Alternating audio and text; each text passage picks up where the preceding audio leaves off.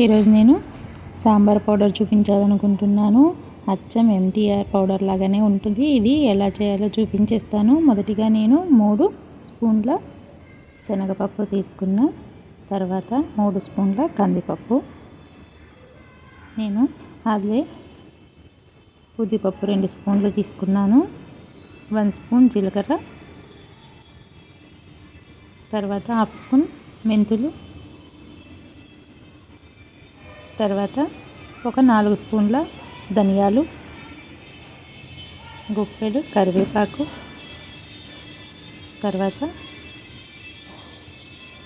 ఎండుమిర్చి ఒక 20 తీసుకున్న, 1/2 స్పూన్ మిరియాలు అన్నీ వేసుకొని సిమ్లో పెట్టుకొని బాగా ఫ్రై చేసుకోవాలి.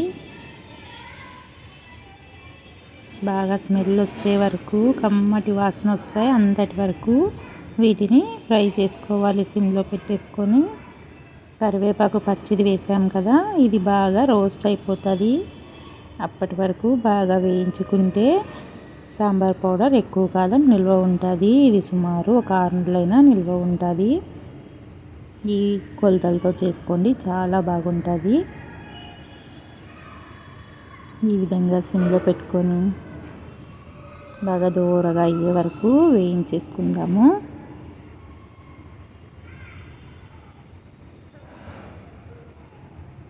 అన్నీ ఇలా కలుపుతూ ఉంటే సమానంగా ఏగిపోతాయి. ఈ విధంగా వేయించేసుకొని మిక్సీ గిన్నెలోకి తీసుకుందాం. చల్లారిన తర్వాత 1/2 స్పూన్ ఇంగు వేసుకుంటున్నా, అలాగే 1/2 స్పూన్ పసుపు వేసేసుకొని మిక్సీ పట్టేసుకుందాము.